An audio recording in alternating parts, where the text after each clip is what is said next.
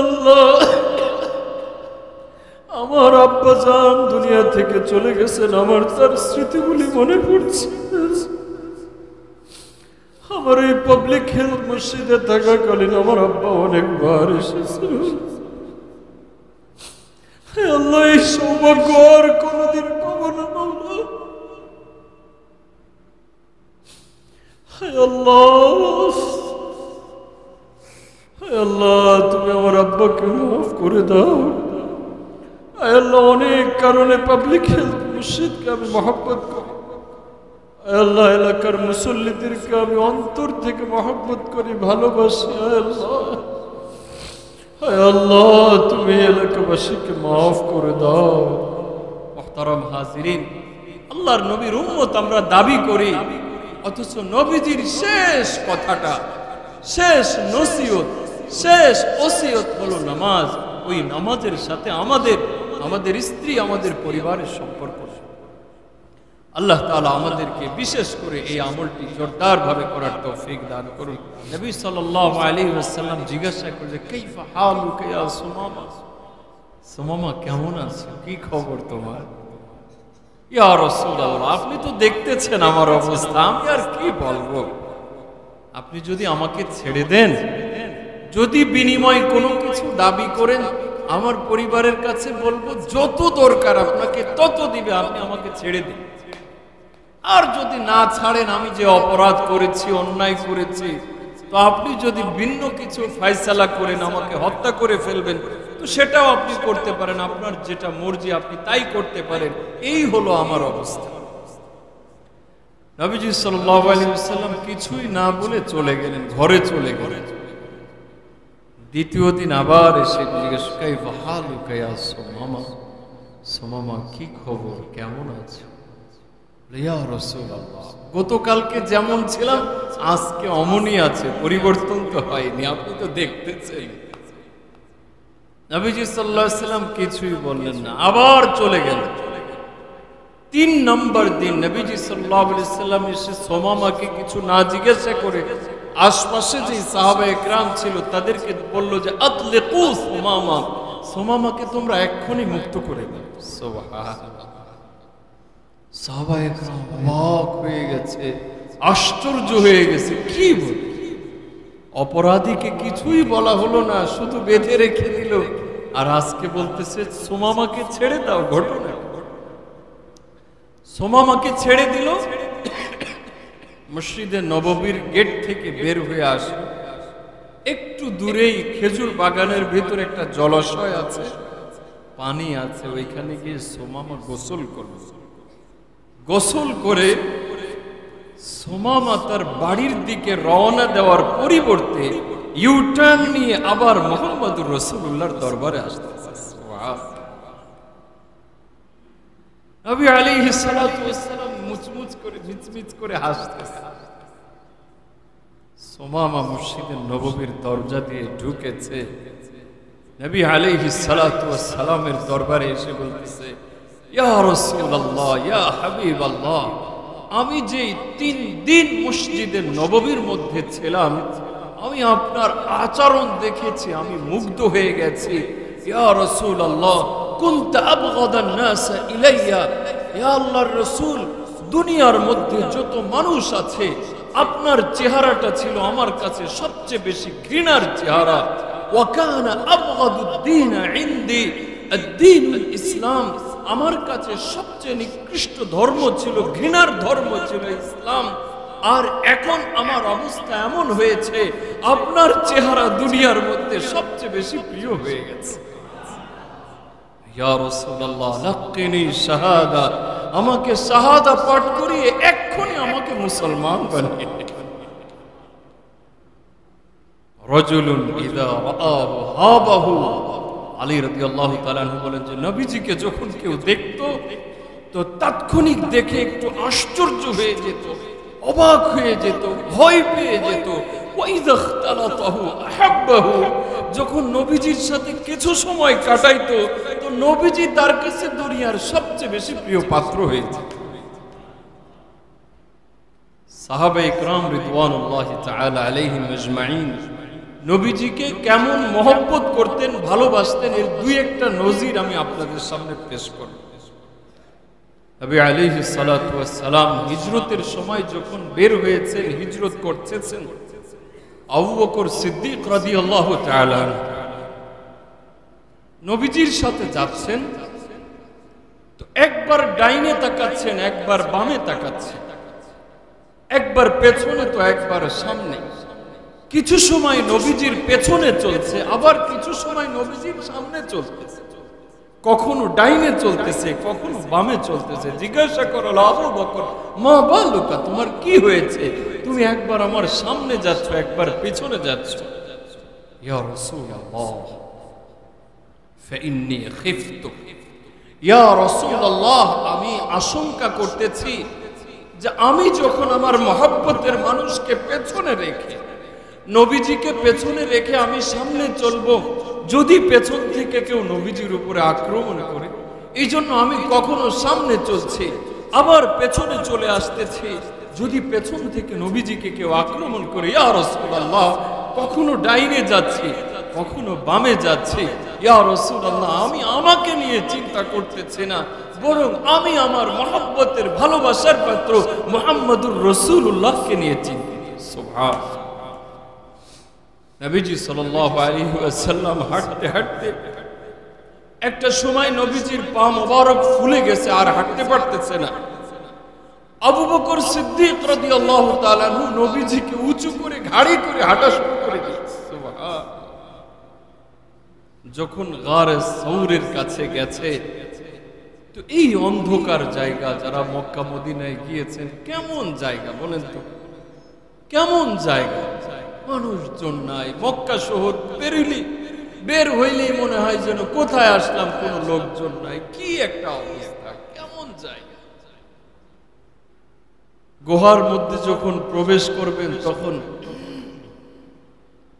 আবু বকর সিদ্দিক রাদিয়াল্লাহু তাআলা আনহু বলতেছে, মাহলান ইয়া রাসূলুল্লাহ, হে আল্লাহর রাসূল, আপনি একটু অপেক্ষা করেন, একটু অপেক্ষা করেন। ইয়া রাসূলুল্লাহ, ইয়া হাবিবাল্লাহ, আপনি আগে গুহার ভিতরে প্রবেশ করবেন না, বরং গুহার ভিতরে যদি কোনো বিষাক্ত কিছু থেকে থাকে, তাহলে পরে আপনাকে যেন আক্রমণ না করে আমি আবু বকর আগে গুহাতে প্রবেশ করব, পরিষ্কার করার পরে যখন আপনাকে গ্রিন সিগন্যাল দিব তখন আপনি প্রবেশ করবেন। ইয়া রাসূলুল্লাহ, আপনি আগে প্রবেশ করবেন না, বরং আমি আগে গিয়ে দেখি গুহার ভেতরের সিচুয়েশন কি অবস্থা।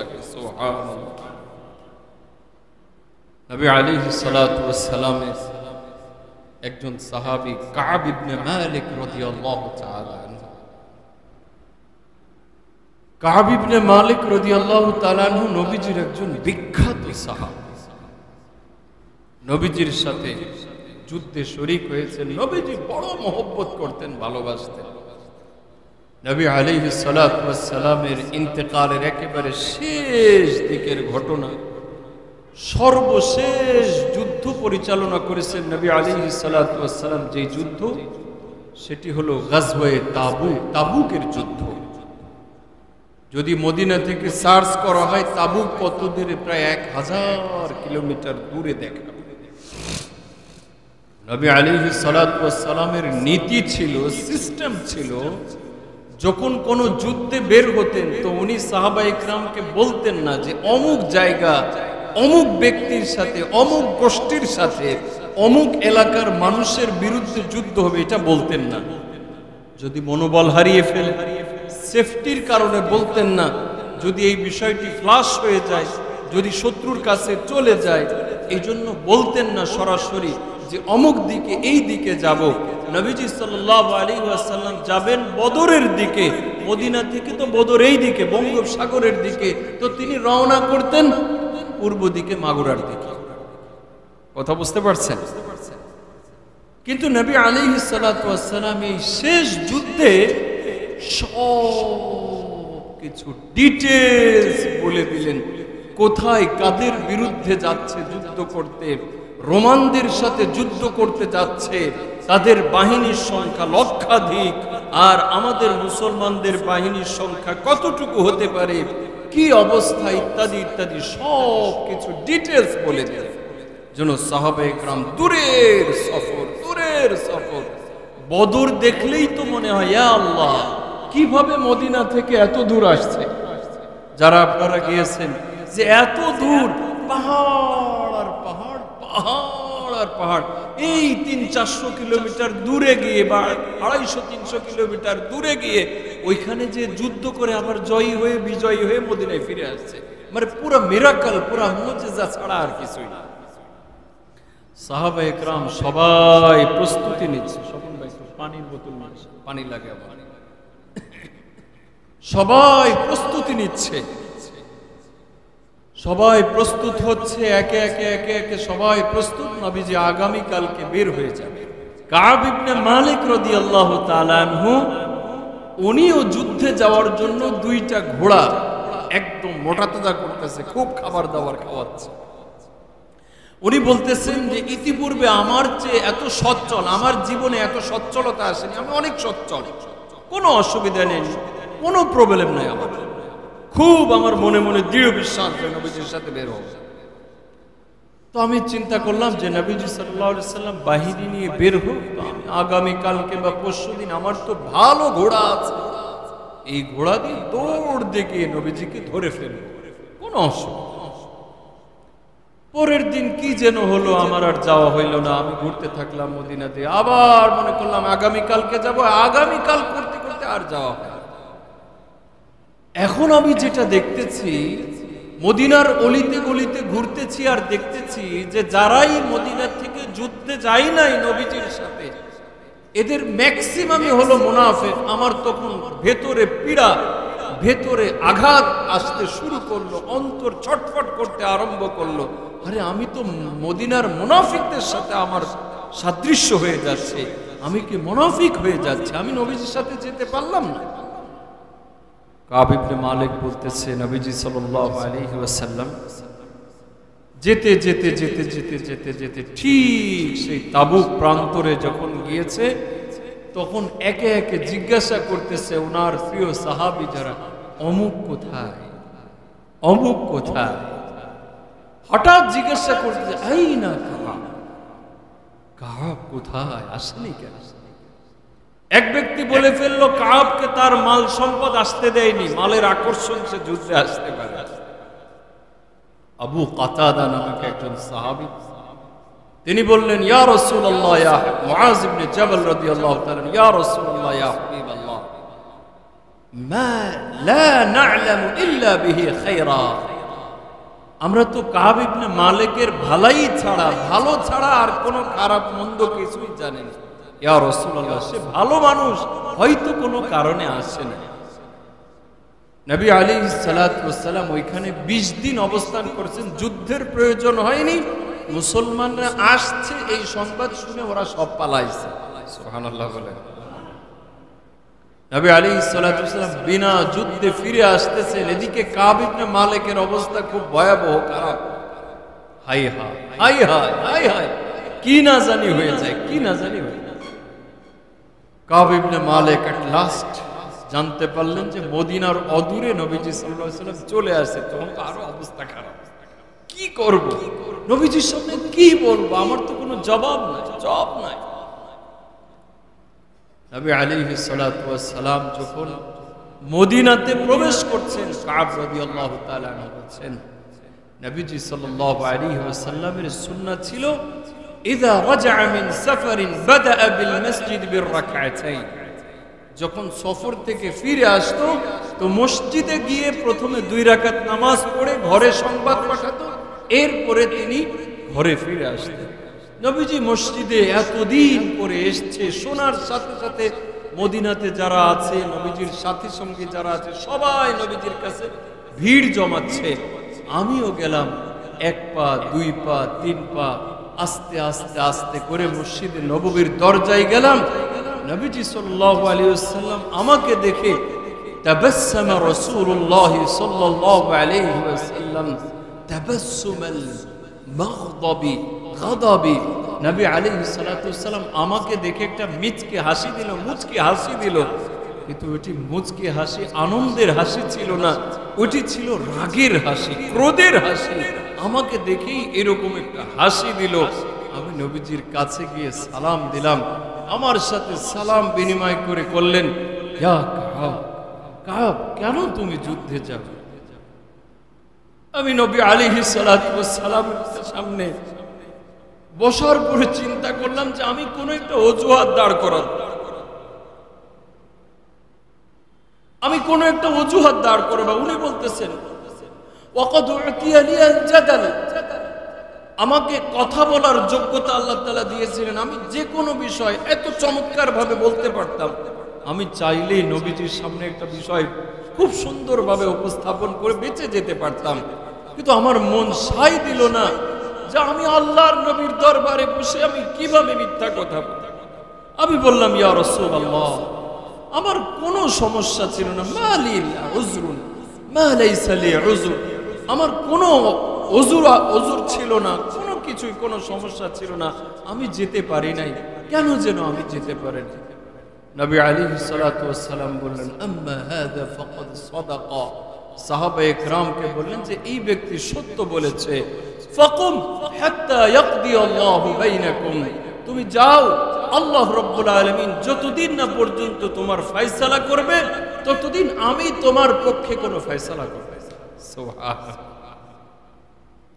কাব ইবনে মালিক বিষণ্ণ হৃদয় নিয়ে এখান থেকে উঠে চলে যাচ্ছে।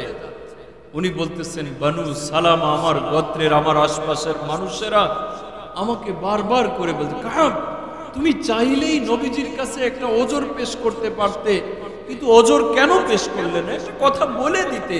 আর নবীজি তো যে যে যাই নাই এসে বলতেছে, ওজর পেশ করতেছে, তো নবী সাল্লাল্লাহু আলাইহি ওয়াসাল্লাম তার জন্য ইস্তেগফার করে দিচ্ছে, ক্ষমা চাচ্ছে। তো নবীজি ক্ষমা চাইলে তোমার আর কিসের প্রয়োজন, কি লাগে? বানু কাব রাদিয়াল্লাহু তাআলা আনহু বলছেন, আমি একটা সময় চিন্তা করলাম যে আমি নবীজির কাছে আবার ফিরে যাই, গিয়ে বলি, ইয়া রাসূলুল্লাহ, ইয়া হাবিবাল্লাহ, আমি যা বলছিলাম ওইটা মিথ্যা ছিল। পরক্ষণে চিন্তা করলাম, না, নবীর দরবারে আমি মিথ্যা বলবো না, সত্যই বলবো, যা বলেছি ওইটার উপরে আমি অটল থাকবো। নবী আলাইহিস সালাতু ওয়াস সালাম সাহাবায়ে কেরামকে এলান করে দিলেন, তিনজন ব্যক্তি যারা বিনা ওজরে, বিনা অজুহাতে যুদ্ধে শরীক হয় নাই, হিলাল ইবনে উমাইয়া, মুরার ইবনে রবি' এবং কাব ইবনে মালিক, এই তিনজনের সাথে কোনো সাহাবী যেন কথা না বলে, তাদের সাথে কথা বলা বন্ধ, লেনদেন বন্ধ, সব কিছু বন্ধ। আবু কাতাদা কাব ইবনে মালিক বলতেছে, আমি মদিনার বিভিন্ন প্রান্তে প্রান্তে ঘুরি, আমার সাথে কেউ কথা বলে না, সালাম দিলে সালামের উত্তর পর্যন্ত দেয় না। আমি আমার আপন চাচাতো ভাই, সবচেয়ে কাছের বন্ধু আবু কাতাদা, আমার চাচাতো ভাই বন্ধু, তার কাছে তাকে খুঁজলাম, খুঁজতে খুঁজতে মদিনার একটা বাগানে পেলাম। আমি বাগান টপকে আবু কাতাদাকে গিয়ে সালাম দিলাম, আসসালামু আলাইকুম ওয়া রাহমাতুল্লাহি ওয়া বারাকাতুহু। ফালাম ইয়ারুদ্দ আলাইয়া সালাম, তিনি আমার সালামের কোনো উত্তর পর্যন্ত দিলেন না। আমি একবার জিজ্ঞাসা করলাম, কথা বলার চেষ্টা করলাম, আবার কথা বলার চেষ্টা করলাম, তিনবার করে আমি ট্রাই করলাম কথা বলার জন্য। আবু কাতাদা আমার সাথে কোনো কথা বললো না। আমি শেষমেশ বললাম, আবু কাতাদা, তুমি কি জানো না, ইন্নী উহিব্বুল্লাহ ওয়া রাসূলা, আমি আল্লাহ, আল্লাহর রাসূলকে ভালোবাসি, এটা তুমি জানো না আবু কাতাদা? আবু কাতাদা চুপ করে থেকে শুধু একটা কথা বলল, আল্লাহু ওয়া রাসূলুহু আ'লাম, আল্লাহ, আল্লাহর রাসূল ভালো জানে, আমি জানি না, আমি কিছু বলতে পারি না। আমি নিরাশ হয়ে ফিরে আসলাম। নবী আলাইহিস সালাতু ওয়াস সালামের মসজিদে নববীতে প্রতিদিন নামাজে যাই, যাওয়ার পরে নবী সাল্লাল্লাহু আলাইহি ওয়াসাল্লামের কাছে যেতে সাহস পাই না, তো একটু দূর থেকে নবীজির দিকে, ওয়াকুনতু উসারিকুন নাজরা, আমি চুপি চুপি চুরি করে করে নবীজির দিকে তাকাতাম যে নবী আলাইহিস সালাতু ওয়াস সালাম আমি সালাম দেওয়ার পরে সালামের উত্তরটা নেয় কিনা। নবী আলাইহিস সালাতু ওয়াস সালামের দিকে আমি তাকাইলে নবী সাল্লাল্লাহু আলাইহি ওয়াসাল্লাম চেহারাটা ঘোরাই নিত। আবার যখন আমি এসে নামাজে দাঁড়িয়ে যেতাম, নবী আলাইহিস সালাতু ওয়াস সালাম তখন আমার দিকে তাকাইতেন। এভাবে করে প্রায় 40 দিন কেটে গিয়েছে। নবী আলাইহিস সালাতু ওয়াস সালাম আমার কাছে সংবাদ পাঠালো, তাদেরকে বলো আজ থেকে তারা যেন স্ত্রীর নিকটবর্তীও না হয়।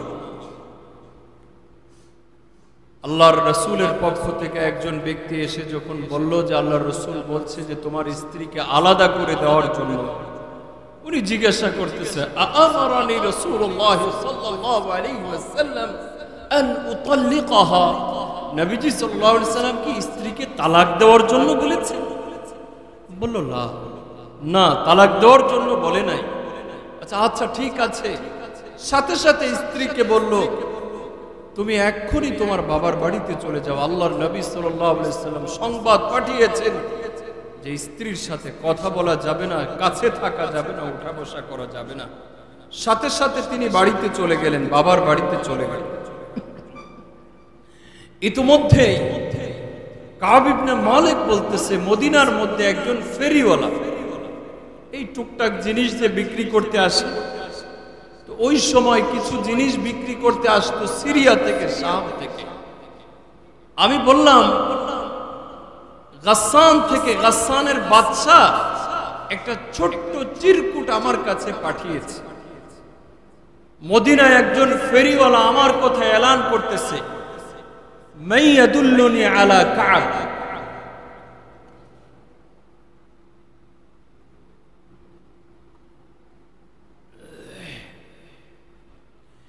কে কাব বসো,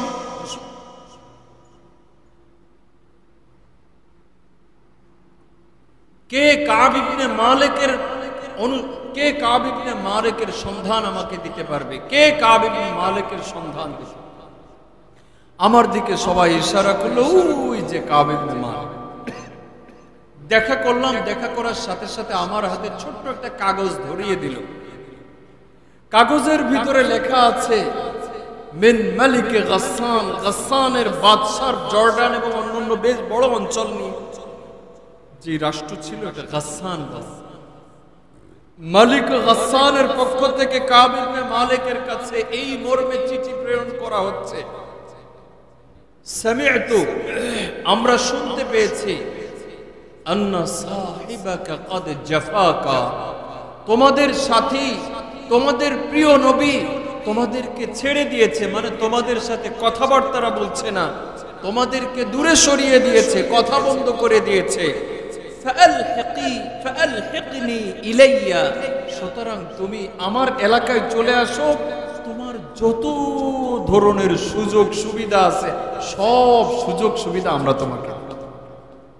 কাব ইবনে মালিকের একটা নাম ডাক ছিল। কাব ইবনে মালিক চিঠি পড়ার পরে বললেন যে এই তো আরেক পরীক্ষা আমার সামনে আসছে। কাব ইবনে মালিক বলেন সরাসরি আমি চিঠিটা ভাঁজ করে সাথে সাথে চুলায় আগুন জ্বালিয়ে সাথে সাথে আমি চিঠিটাকে পুড়িয়ে দিই। সুবহানাল্লাহ। চিন্তা করেন তো, একজন মানুষের সাথে এমন আচরণ চলতেছে যে 40 দিন পর্যন্ত কেউ কথা বলতেছে না, কেউ টোটালি কথা বলে না, এমন একটা সুবিধা পেয়েছে, সুযোগ পেয়েছে। এমন একটা সুযোগ পাওয়ার পরে সে এই সুযোগকে প্রত্যাখ্যান করে সেই চিঠিটাকে সাথে সাথে আগুনে জ্বালিয়ে দিল। সুবহানাল্লাহ। নবীজি সাল্লাল্লাহু আলাইহি ওয়াসাল্লামকে কি মহব্বত করতেন, ভালোবাসতেন। সুবহানাল্লাহ। এই জায়গায় শেষ নাই। নবী আলাইহিস সালাতু ওয়াস সালাম এরপরে 40 দিন চলে গিয়েছে, 45, 46, 47, 49, 50 দিন হয়ে গেছে। 50তম দিন ফজরের নামাজ পড়ার পরে উনি ওনার বাড়ির আঙিনায় বসে আছে। হঠাৎ পাহাড়ের উপর থেকে আওয়াজ আসতেছে, ইয়া কাব, ইয়া কাব, ইয়া কাব, আবশির, আবশির, আবশির। কাব, সুসংবাদ গ্রহণ করো, সুসংবাদ গ্রহণ করো। আমার বুঝতে বাকি নাই যে আল্লাহ রাব্বুল আলামিনের পক্ষ থেকে সুসংবাদ চলে এসেছে। আমি দৌড় দিয়ে গেলাম যে কে কথা বলতেছে। গেলাম, যাওয়ার পরে ওই বেচারাকে দেখেই শুনে আমার দিলের ভেতরে দিলটা এমন খুশি হয়ে গেছে যে আমি আমার শরীরে যে কাপড় ছিল, দুইটা কাপড় ছিল, জামা ছিল, সাথে সাথে খুলে তাকে হাদিয়া দিয়ে তার গায়ে পরিয়ে দিয়েছি। সুবহানাল্লাহ, এত খুশি হয়েছে। আমি দৌড় দিয়ে নবীজির মসজিদে নববীতে চলে এসেছি।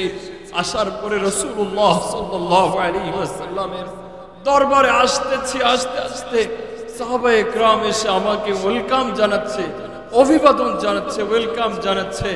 নবীজি সাল্লাল্লাহু আলাইহি ওয়াসাল্লামের সামনে গেলাম, যখন ফাসাল্লামতু আলাইহি, নবীজিকে সালাম পেশ করলাম।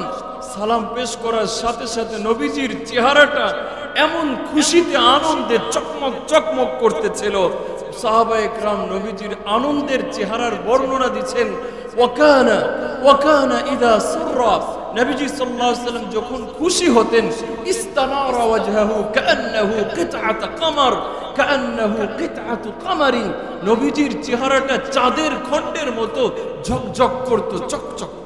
সুবহানাল্লাহ, কান্নাহু ইয়াবরুকু, বিজলির মতো চমকাচ্ছিল নবীজির চেহারা আনন্দে।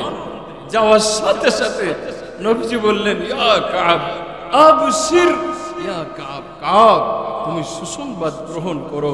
মুনজু ওয়ালাদাতকা উম্মুকা, তোমার জিন্দেগিতে এমন দিন অতিবাহিত হয়নি, তোমার মা যেদিন তোমাকে জন্ম দিয়েছে, আজকের দিন তোমার জন্য যেই খুশির এবং আনন্দের, এমন আনন্দের দিন পেছনে আর কোনদিন চাই না।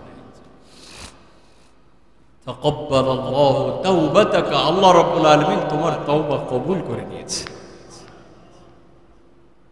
কাব ইবনে মালিক বললেন, ইয়া রাসূলুল্লাহ, আমার তাওবা আল্লাহর দরবারে কবুল হয়ে গেছে, আমার দিলটা এমন খুশি হয়ে গেছে, আনন্দে নেচে উঠেছে। ইয়া রাসূলুল্লাহ, উরিদু আন আনখালিআ মালি সাদাকা, ইয়া রাসূলুল্লাহ, আমার যত সম্পদ আছে আমি এই খুশি আর আনন্দে আমার সব সম্পদ আল্লাহ এবং আল্লাহর রাসূলের জন্য আল্লাহর রাস্তায় সব দান করে দিতে চাই। কথা ছিল কি 50 দিন পর্যন্ত কথা বলেন না রাসূলুল্লাহ সাল্লাল্লাহু আলাইহি ওয়াসাল্লাম। কথা তো ছিল যে যা তুই যা, তুই আমার সাথে কথা না বললে কি হয়েছে, আমি আমার মতো করে জীবন যাপন, অসুবিধা কি? 50 দিন পর্যন্ত এমন ব্যবহার পেয়েছে, নবীজির ইশক মহব্বত ভালোবাসা দিলের ভিতরে এমন ভাবে গেঁথে গেছে। 50 দিনের মাথায় যখন তওবা কবুলের সুসংবাদ এসেছে, নবীজিকে বলে, ইয়া রাসূলুল্লাহ, আমি আমার সব সম্পদ আপনি এবং আল্লাহর জন্য সব সম্পদ আল্লাহর রাস্তায় বিলীন করে দিলেন। সুবহানাল্লাহ, মহব্বত কাকে বলে, ভালোবাসা কাকে বলে চিন্তা করছে। সুবহানাল্লাহ। নবীজি সাল্লাল্লাহু আলাইহি ওয়াসাল্লাম আমসিক মালাক বললেন যে কাব কিছু মাল রেখে দাও, সব সম্পদ ব্যয় করার দরকার। বলে, ইয়া রাসূলুল্লাহ, খাইবারের যে সম্পদটা আছে ওইটা রেখে দিয়ে আমি এই খুশি আনন্দে আমার সব সম্পদ আল্লাহর রাস্তায় দান করে দিলাম। আজ থেকে আমি আরেকটা প্রতিজ্ঞা করলাম, আল্লাহ রাব্বুল আলামিন সত্য বলার কারণে আমাকে যে কঠিন পরীক্ষা নিয়েছে, জিন্দেগিতে হয়তো কোনো মুমিনের জীবনে এমন কোনো দিন আসেনি, এমন কোনো সময় আসেনি যে আমাকে যে কঠিন পরীক্ষার মধ্য দিয়ে যেতে হয়েছে। ইয়া রাসূলুল্লাহ, আজ থেকে জিন্দেগিতে আর কোনোদিন মিথ্যা কথা আমার জবান দিয়ে আমি বের করব না। সুবহানাল্লাহ, এমন মহব্বত ভালোবাসা ছিল নবীজি সাল্লাল্লাহু আলাইহি ওয়াসাল্লাম। বেলাল রাদিয়াল্লাহু তাআলা, নবী আলাইহিস সালাতু ওয়াস সালামের যখন ইন্তেকাল হয়ে গেছে, বেলাল রাদিয়াল্লাহু তাআলা আনহু এখন মসজিদে নববীতে আযান দিতে পারে না। আযান দিতে গেলে নবীজি সাল্লাল্লাহু আলাইহি ওয়াসাল্লামের স্মৃতি তার সামনে ধরা দেয়, কথা বলতে আযান দিতে পারে না।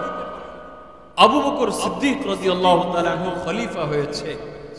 আবু বকর সিদ্দিক রাদিয়াল্লাহু তাআলা আনহুর দরবারে এসে বলতেছে, ইয়া আমিরুল মুমিনিন, ইয়া খলিফাতুল মুসলিমিন, ইয়া খলিফাতুল মুসলিমিন, আস্তাযিনুকা, আমি আপনার কাছে অনুমতি চাচ্ছি। কিসের অনুমতি চাচ্ছ বেলাল?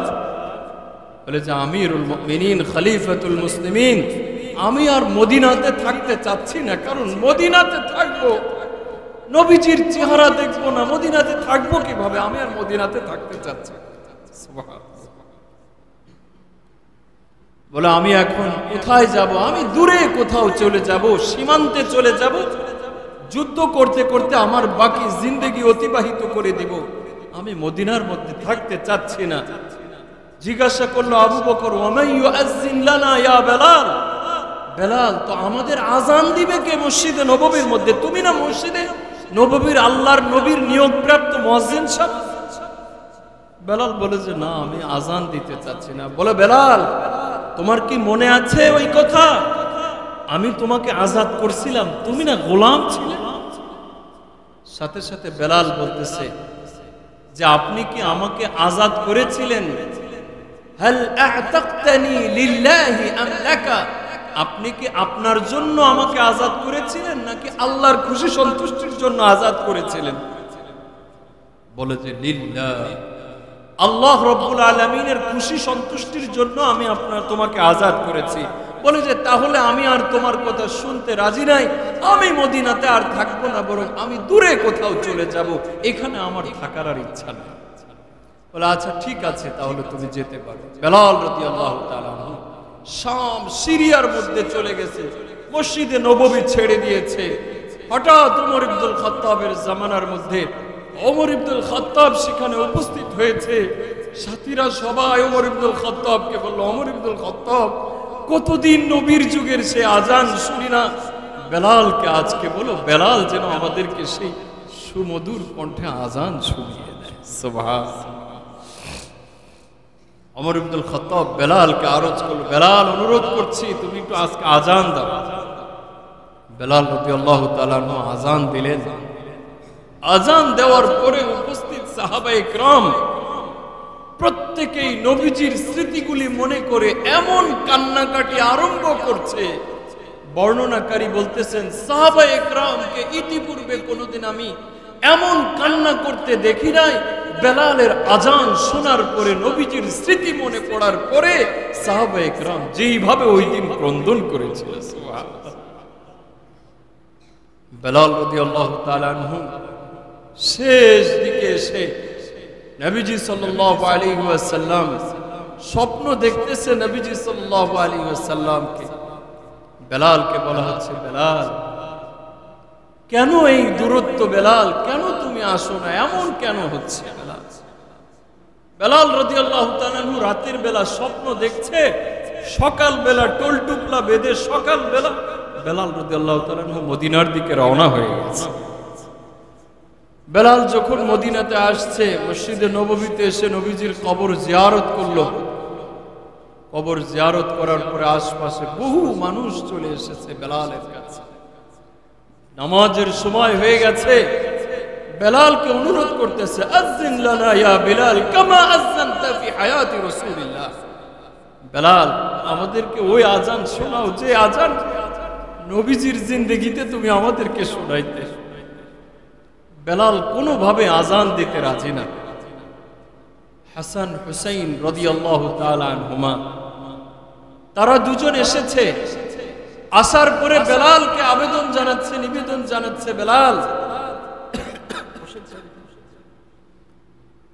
বেলালকে বলতেছে, বেলাল তুমি আমাদেরকে আজান শোনাও আজকে। বেলাল রাদিয়াল্লাহু তাআলা আনহু যখন মসজিদের মিনারে আজান দিতে শুরু করছে, فلما قال الله أكبر فلما كبر ارتجت المدينة, যখন বেলাল আল্লাহু আকবার বলছে পুরা মদিনার মধ্যে কম্পন সৃষ্টি হয়ে গেছে। বেলাল রাদিয়াল্লাহু তাআলা যখন আশহাদু আল্লা ইলাহা ইল্লাল্লাহ বলছে, তখন মদিনার ঘর থেকে নারী পুরুষ সবাই বের হয়ে গেছে যে আজকে বেলালের আজান শুনতেছি। মসজিদে নববীর সেই আজান আজকে কানে ভেসে আসতেছে। এত মহব্বত করতেন, ভালোবাসতেন। সুবহানাল্লাহ। আরো হাজারো নজির আপনাদেরকে আমি শোনাইতে পারবো, সারা রাত বললেও শেষ হবে না। নবী আলাইহিস সালাতু ওয়াস সালামকে এত মহব্বত করতেন, ভালোবাসতেন। নবীজিও তাইলে এরকম মহব্বত করতো, ভালোবাসতেন। কি বলেন, ঠিক না? মহব্বত ভালোবাসা মানুষ তাকেই যে নিজেও স্বয়ং নিজে অন্যকে মহব্বত করতে জানে, ভালোবাসতে জানে। কি বলেন, ঠিক না? ঠিক। সর্বশেষ আরেকটু কথা বলে আমি শেষের দিকে চলে যাব। নবী আলাইহিস সালাতু ওয়াস সালামের জীবনের একটা গুরুত্বপূর্ণ বিষয়, গুরুত্বপূর্ণ সময়। হুদাইবিয়ার সন্ধি মুশরিকদের সাথে, মক্কার কাফেরদের সাথে সন্ধি হয়েছিল, চুক্তি হয়েছিল।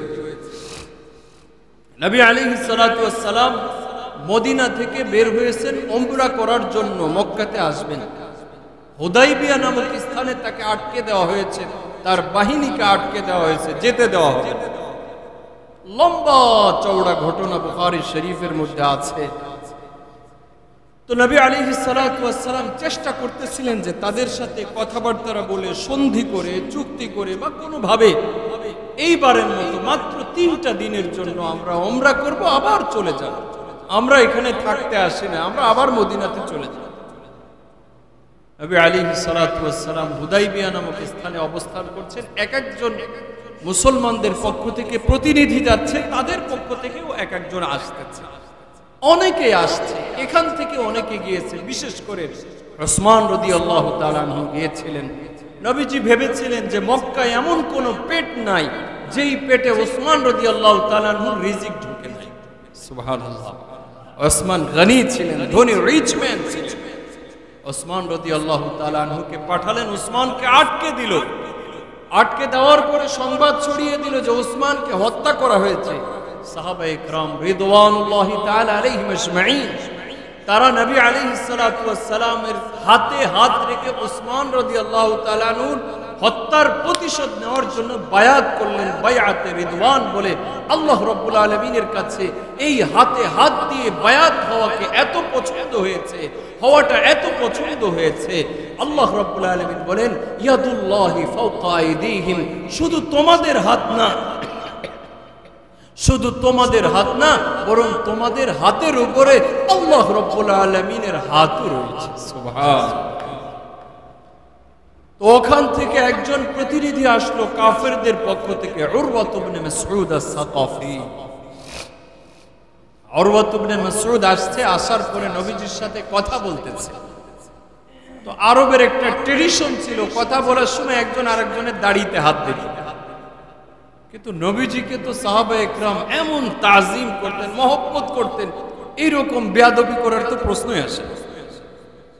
উরওয়া ইবনে মাসউদ যখন নবীজির দাড়িতে এরকম হাত দিয়ে কথা বলতে আরম্ভ করছে, ওমর ইবনুল খাত্তাব পাশে দাঁড়িয়ে আছে, আবু বকর পাশে দাঁড়িয়ে আছে, বলছে দ্বিতীয়বার যদি নবীজির মোবারক হাতে তোমার নাপাক হাত দ্বিতীয়বার লাগে, হাত কিন্তু আর ফেরত পাবা না।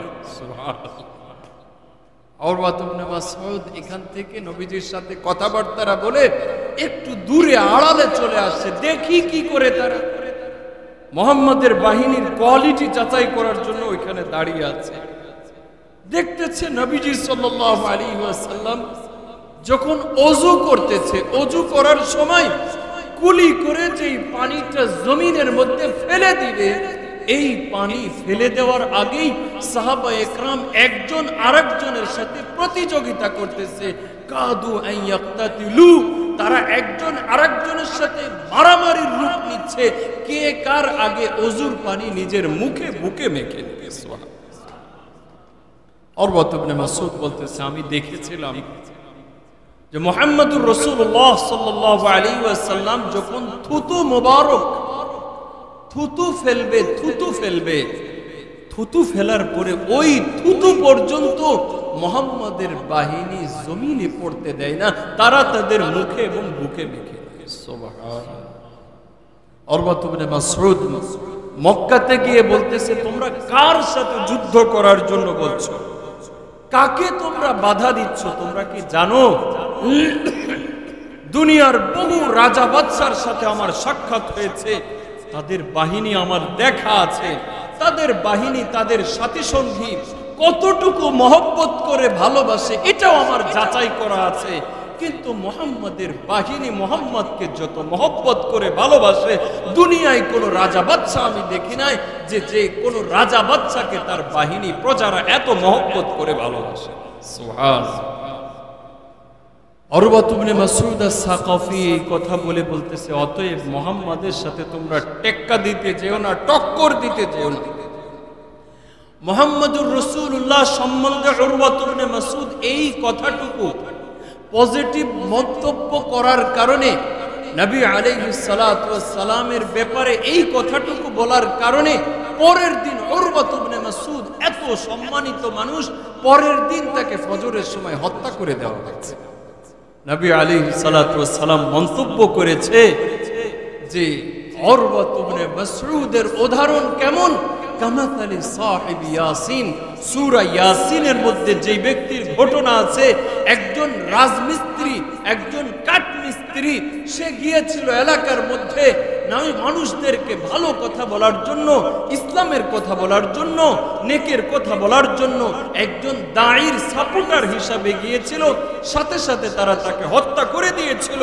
ওই ব্যক্তি যখন ইন্তেকাল করবে, কালিমা জবান দিয়ে কালেমা বের হচ্ছে, আর বলতেছে এই কথা যে বিমা গফারালি ইয়া লাইতাল কওমি ইয়ালামুন বিমা গফারালি রাব্বি ওয়া জাআলানি মিনাল মুকরামিন।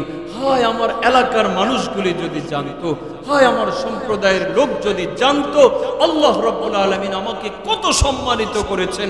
মুফাসসিরিন ইকরাম বলেছেন ওই ব্যক্তির ইন্তেকালের সময় আল্লাহ রাব্বুল আলামিন তার চোখের সামনে তার জান্নাতের ঠিকানাটা আল্লাহ রাব্বুল আলামিন কুদরতিভাবে তার চেহারার সামনে তুলে ধরেছেন। উরওয়া ইবনে মাসউদ সম্বন্ধে নবীজি এই মন্তব্য করেছেন। উরওয়া ইবনে মাসউদ শেষ কথা বলেছিল, যেই ব্যক্তির সাথী সঙ্গীরা তার মুখের থুতু, তার অজুর অতিরিক্ত পানি জমিনে পড়তে দেয় না, ওই ব্যক্তি যদি তাদের কোনো বিধিবিধান, কোনো আহকামের কথা, কোনো নির্দেশ দেয়, ওই নির্দেশ তারা কিভাবে পালন করবে তোমরা চিন্তা করতে পারছো? সুবহানাল্লাহ। নবীজি সাল্লাল্লাহু আলাইহি সাল্লাম থুতুকে যদি এমন করে, থুতুর সাথে যদি এই আচরণ হয়, অজুর পানির সাথে এই আচরণ হয়, অনেক কথা লম্বা হয়ে যাচ্ছে, আপনাদের কষ্ট হয়ে যাচ্ছে। বুখারী শরীফের মধ্যে রিওয়ায়াত আছে, সুবহানাল্লাহ, কিতাবুস সালার মধ্যে মুহাম্মদ ইবনে সিরিন রাহিমাহুল্লাহু তাআলা, মুহাম্মদ ইবনে সিরিন তার ছাত্র নাম আবিদা, আবিদার সাথে যখন কথা বলতেছে, হাদিস পড়াচ্ছে, কথা প্রসঙ্গে একটা বিষয় এসেছে, নবীজির চুল মুবারকের আলোচনা এসেছে। নবীজির চুল চুল চুল মানুষ সম্মান করে, ইজ্জত করে। চুলের কোনো ইজ্জত নাই, সম্মান করে না, মানুষ তো ফেলে দেয়। এই প্রসঙ্গ যখন আসছে, মুহাম্মদ ইবনে সিরিন বলতেছে আমাদের কাছে নবীজির চুল মুবারক সংরক্ষিত আছে।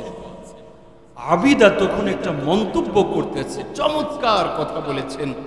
আবিদা বলতেছে লাউ কানা ইনদি শা'রু রাসূলিল্লাহি সাল্লাল্লাহু আলাইহি ওয়াসাল্লাম, নবীজির যদি একটা চুল আমার কাছে থাকতো, এই একটা চুল আমার কাছে এত দামি হতো, এত দামি হতো, দুনিয়ার মধ্যে যত কিছু আছে সব কিছুর থেকে লাকানা আহাব্বা ইলাইয়া শা'রু রাসূলিল্লাহ, আল্লাহর নবীর একটা চুল আমার কাছে বেশি প্রিয়।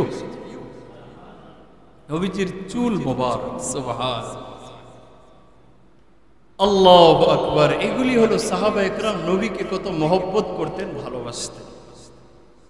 আমরা নবীজির উম্মত বলে নিজেদেরকে দাবি করি, নবীজি আমাদের জন্য সুপারিশ করবে, এগুলি আমরা বলে থাকি, কিন্তু নবী আলাইহিস সালাতু ওয়াস সালামকে কতটুকু মহব্বত করি, ভালোবাসি।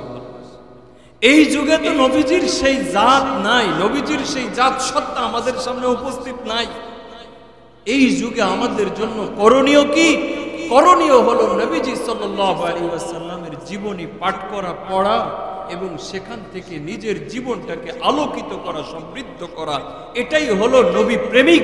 আল্লাহ রাব্বুল আলামিন কাল কিয়ামতের ময়দানে আল্লাহর নবীর যে প্রেমিক আছে, ওই প্রেমিককে জাহান্নামে দিবেন না। নবীজি সাল্লাল্লাহু আলাইহি ওয়াসাল্লাম বলেন আল মারউ মা'a মান আহাব্বা। ইয়া রাসূলুল্লাহ, ইয়া হাবিবাল্লাহ, এক ব্যক্তি এসে জিজ্ঞাসা করতেছে, ইয়া নবী আল্লাহ, ইয়া রাসূলুল্লাহ, কিয়ামত কখন হবে? নবীজি বলেন যে ওমা যা'দাত্তা, কিয়ামতের জন্য, মৃত্যুর জন্য, পরপারের জন্য তোমার প্রস্তুতি কি? ইয়া রাসূলুল্লাহ, অনেক বেশি সদকা করছি, অনেক বেশি নামাজ পড়েছি, অনেক বেশি রোজা রেখেছি, এমন কিছুই করতে পারিনি। ওয়ালাকিন্নী উহিব্বুল্লাহ ওয়া রাসূলা, তবে আমি আল্লাহ এবং আল্লাহর রাসূলকে মহব্বত করি, ভালোবাসি। নবী আলাইহিস সালাতু ওয়াস সালাম বললেন, ঠিক আছে, ঠিক আছে, বুঝতে পেরেছি। ওয়াল মারউ মা'a মান আহাব্বা, যদি ভালোবেসে থাকো, কাল কিয়ামতের ময়দানে তোমার ভালোবাসার মানুষের সাথেই তোমার হাসর নাসর হবে। সুবহানাল্লাহ। মুহতারাম হাজিরিন, আল্লাহর নবীকে মহব্বত করা ভালোবাসা দুনিয়ার সব কিছু থেকে। নবী আলাইহিস সালাতু ওয়াস সালাম বলেন, লা ইউমিনু আহাদুকুম হাত্তা আকুনা আহাব্বা ইলাইহি মিন ওয়ালিদিহি ওয়া ওয়ালাদিহি ওয়ান নাসি আজমাইন। দুনিয়ার সমস্ত কিছু, তোমার সন্তান, তোমার বাবা, তোমার পরিবার, সব কিছু থেকে যদি আমাকে মহব্বত করতে না পারো, ভালোবাসতে না পারো, তাহলে পরে তুমি পরিপূর্ণ ঈমানদার হও না। সুবহানাল্লাহ। আল্লাহ রাব্বুল আলামিন আমাদেরকে পরিপূর্ণ ঈমানদার হওয়ার তৌফিক দান করুন। মুহতারাম হাজিরিন, এই কথাগুলি হয়তো আমরা ওইভাবে বুঝবো না, আরেকটু যখন পড়াশোনা করব, নবীর মহব্বত ভালোবাসা দিলের ভিতরে আনার চেষ্টা করব, তখন বিষয়গুলি আরো ভালো করে আমাদের বুঝে আসবে। আমরা দেখেছি সাধারণভাবে, আপনারা খেয়াল করেন, সাধারণভাবে যদি কোনো ব্যক্তিকে তার মা বাবা তুলে কেউ গালি দেয়, মন খারাপ হয়, কষ্ট লাগে। কিন্তু যদি কেউ আমার নবীকে নিয়ে গালি দেয়, তাহলে আমাদের দিলটা চুরমার হয়ে যায়। কি বলেন, ঠিক না? এই হলো ভালোবাসার পরিচয়।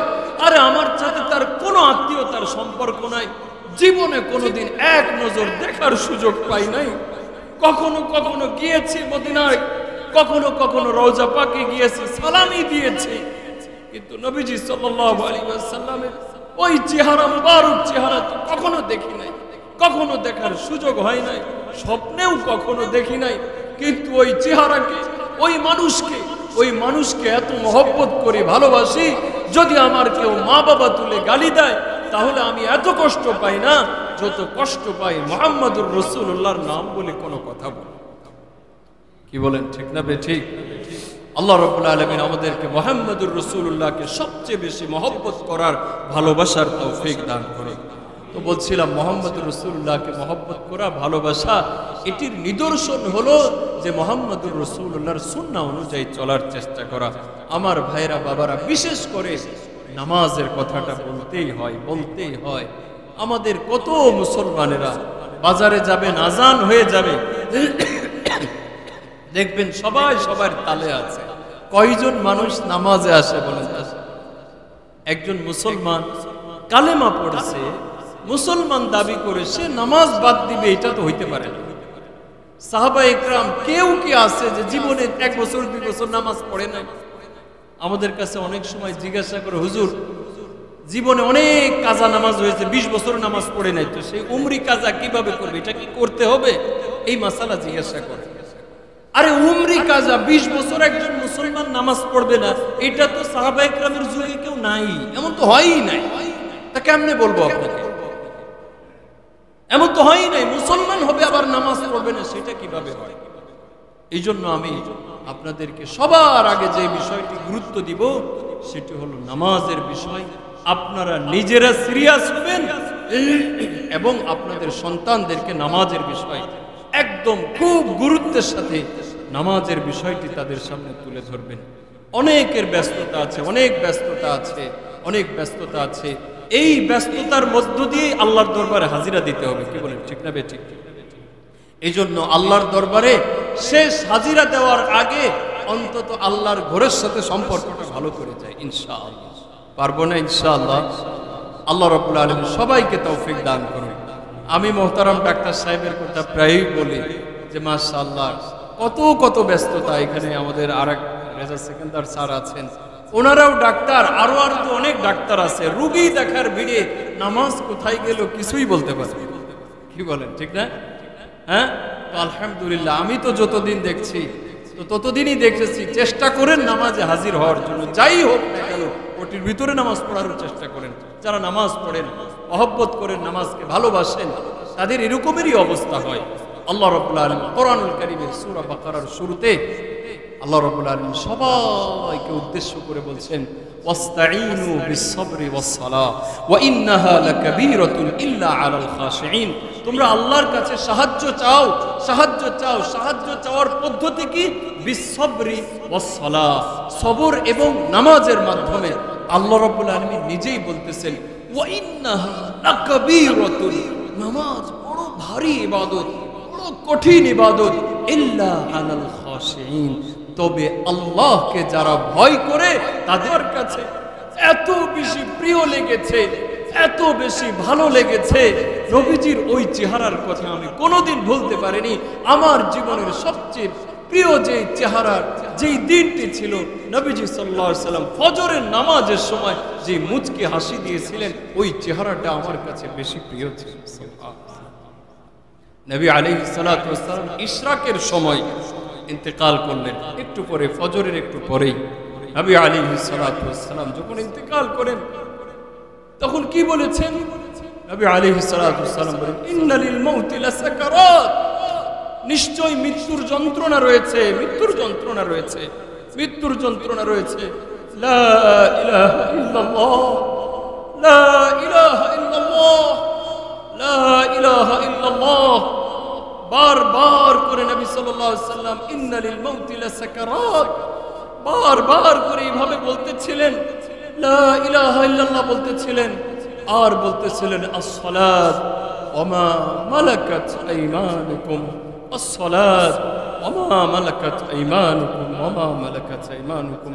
নামাজের ব্যাপারে তোমরা সতর্ক থাকবে, নামাজের ব্যাপারে সতর্ক থাকবে, নামাজের ব্যাপারে সতর্ক থাকবে, এবং তোমাদের অধীনস্থ যারা আছে তাদের ব্যাপারেও সতর্ক থাকবে। মুহতারাম হাজিরিন, আল্লাহর নবীর উম্মত আমরা দাবি করি, অথচ নবীজির শেষ কথাটা, শেষ নসিহত, শেষ ওসিয়ত হলো নামাজ। ওই নামাজের সাথে আমাদের স্ত্রী, আমাদের পরিবারের সম্পর্ক। আল্লাহ তাআলা আমাদেরকে বিশেষ করে এই আমলটি জোরদার ভাবে করার তৌফিক দান করুন। والصلاة والسلام على سيد الأنبياء والمرسلين وعلى آله وصحبه أجمعين. ربنا فاغفر لنا ذنوبنا وكفر عنا سيئاتنا وتوفنا مع المسلمين. ربنا لا تزغ قلوبنا بعد إذ هديتنا وهب لنا من لدنك رحمة إنك أنت الوهاب. ربنا اغفر لي ولوالدي وللمؤمنين يوم يقوم الحساب. ربنا فاغفر لنا ذنوبنا وكفر عنا سيئاتنا وتوفنا مع المسلمين. ربنا هب لنا من أزواجنا وذرياتنا قرة أعين واجعلنا للمتقين إماما. رب ارحمهما كما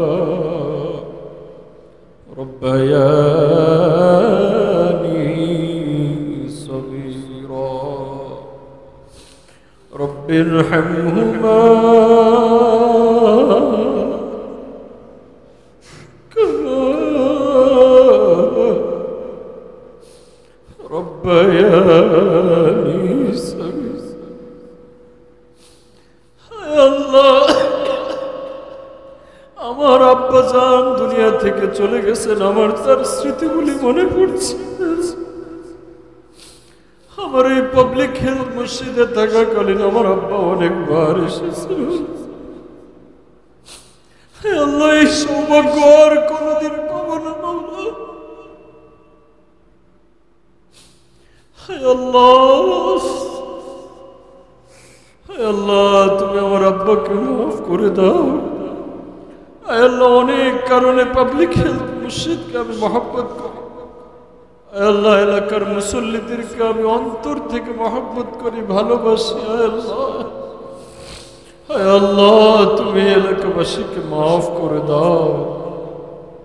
আর রব্বুল আলামিন, উপস্থিত অনুপস্থিত আমার মুসল্লিন ইকরামদেরকে তুমি ক্ষমা করে দাও। হায় আল্লাহ, বিশেষ করে আমাদের ডাক্তার সাহেবকে তুমি দ্বীনের জন্য কবুল করে নাও। আয় রব্বুল আলামিন, আমার মুহতারাম রেজা সেকেন্দার স্যার আরেকজন মহব্বতের মানুষ, আয় আল্লাহ, তাকেও তুমি কবুল করে নাও। আল্লাহ, ঈমানের সাথে দুনিয়া থেকে টিকে থাকার তৌফিক দাও।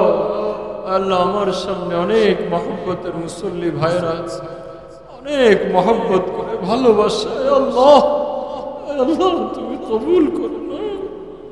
আল্লাহ, এই ওসিলায় আমাদেরকে মাফ করে দাও। আয় রব্বুল আলামিন আমাদের সকল মুসল্লিয়ান ইকরামের আব্বা আম্মা বিশেষ করে যে সমস্ত মুরব্বিয়ান ইকরাম দুনিয়া থেকে বিদায় নিয়ে চলে গেছে তাদের সকলকে তুমি মাফ করে দাও। আয় রব্বুল আলামিন অনেক মুসল্লিয়ান ইকরামের কথা শুনেছি, বিশেষ করে আব্দুর রহমান স্যার দুনিয়া থেকে চলে গেছে, আলফাজউদ্দিন সাহেব, নূর সাহেব চলে গেছে, আনোয়ার সাহেব, শাহী রেজা, আর অনেকের কথা শুনেছি, নাম জানা না জানা সকলকে তুমি মাফ করে দাও। আয় রব্বুল আলামিন অনেক বয়স্ক মুসল্লিয়ান ইকরাম এই গরমের মধ্যে এখানে বসে বসে দীর্ঘ সময় এখানে আলোচনা শুনেছি।